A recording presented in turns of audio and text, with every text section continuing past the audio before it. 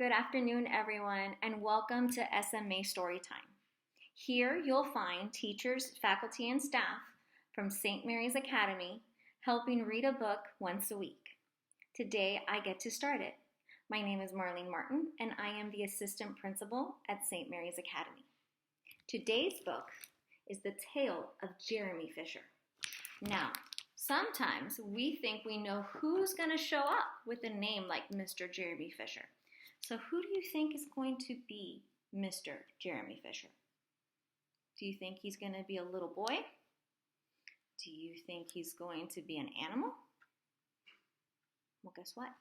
Mr. Jeremy Fisher is a very well-dressed frog. So let's see about this tale of Mr. Jeremy Fisher and what he's up to today. Once upon a time, there was a frog called Mr. Jeremy Fisher. He lived in a little damp house among the buttercups at the edge of the pond. The water was all slippy-sloppy in the larder and in the back passage. But Mr. Jeremy liked getting his feet wet. Nobody ever scolded him, and he never caught a cold. Look at where Mr. Jeremy lived. Do you see the pretty pond and all those buttercups? And look at our very well-dressed Mr. Jeremy Fisher.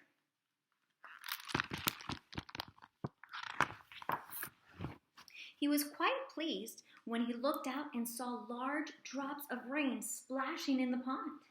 "I will get some worms and go fishing and catch a dish of minnows for dinner," said Mr. Jeremy Fisher. "If I catch more than 5 fish, I will invite my friends, Mr. Alderman Ptolemy Tortoise and Sir Isaac Newton. The alderman, however, eats salad." Look at all the raindrops falling, and he's digging up worms. He's working really hard. Mr. Jeremy put on a Macintosh and a pair of shiny galoshes. He took his rod and basket and set off with enormous hops to the place where he kept his boat. The boat was round and green and very like the other lily leaves. He was tied to a water plant in the middle of the pond. Mr. Jeremy took a reed pole and pushed the boat out into open water. "I know a good place for minnows," said Mr. Jeremy Fisher. And look at his pole, and look, he's sitting on a round boat in the middle of a pond.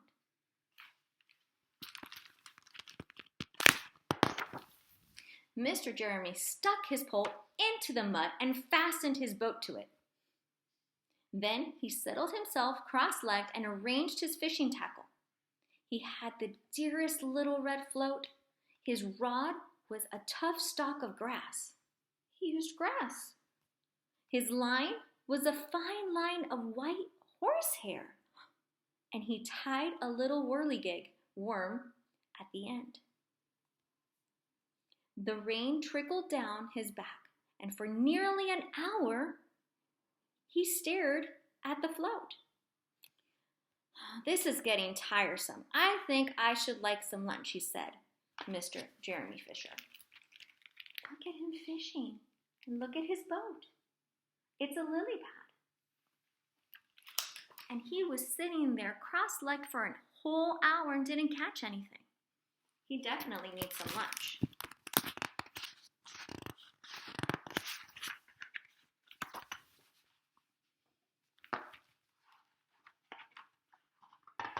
He punted back amongst the water plants, and he took some lunch out of his basket. "I will eat a butterfly sandwich and wait till the shower is over." Have you ever had a butterfly sandwich? I haven't. A great big water beetle came up underneath the lily leaf and tweaked the toe of one of his galoshes. Mr. Jeremy crossed his legs up shorter, out of reach, and went on eating his sandwich. Look at him looking to see who touched his toe.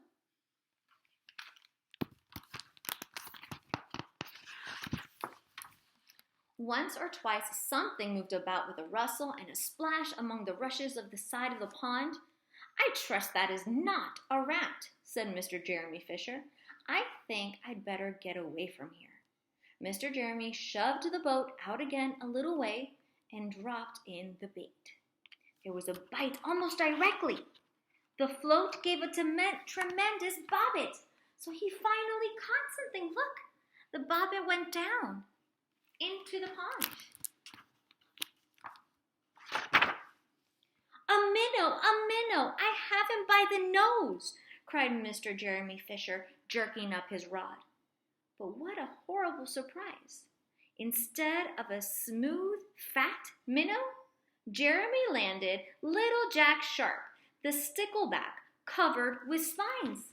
Oh my goodness, so he pulls it, and look at the fish, and look at those spines. That is not a fat minnow.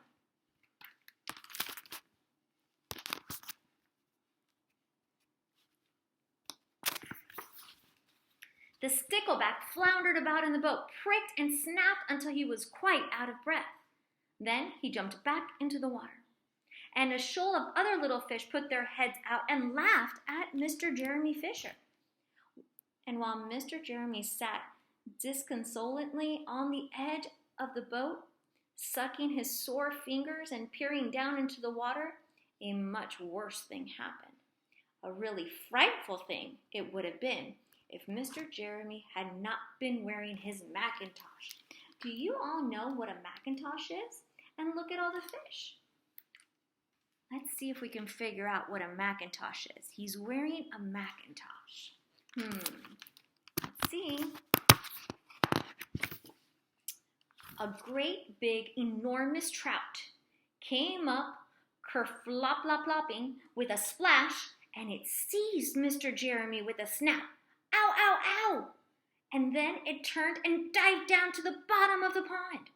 But the trout was so displeased with the taste of his Macintosh that in less than half a minute he spat him out again. And the only thing it swallowed was Jeremy's galoshes. All right, so let's figure this out. There's the trout, and there is Mr. Jeremy Fisher. Can you tell what he might be wearing that did not taste so good? See, he spits them out. His galoshes, which are his shoes, get eaten. But did you notice that his jacket, the yellow jacket he's wearing, is still on him? That's a Macintosh. He did not like the taste of that jacket.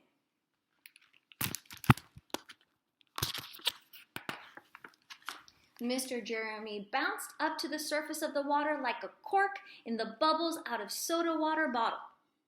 He swam with all his might to the edge of the pond. He scrambled out of the first bank he came to, and he hopped home across the meadow with his Macintosh all in tatters. What a mercy! That was not a pike, said Mr. Jeremy Fisher. I have lost my rod and basket, but it does not much matter, for I am sure I will never have dared go fishing again. My goodness. Remember we thought that the Macintosh was a jacket? So let's see. Look at how tattered and ripped that jacket is. And look, when he holds it up, it's all ripped up. He is definitely not wanting to go fishing again.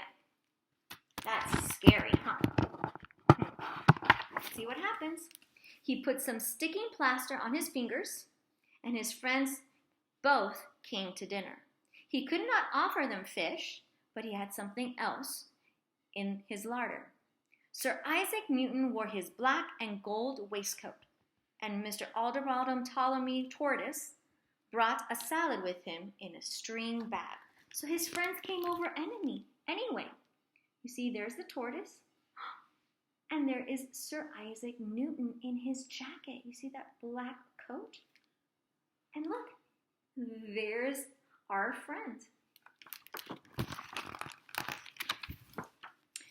Instead of a nice dish of minnows, they had a roasted grasshopper with ladybird sauce, which frogs consider a beautiful treat, but I think It must have been nasty. Oh my goodness, they're sitting down. Look at them all happy. And look at their dinner, a grasshopper. And that's the end. Now, I really hope you enjoyed our story, and we're going to continue reading them every week. I hope you guys have a wonderful evening and a great weekend. And I am really excited to see you guys on Monday. Have a great weekend. God bless.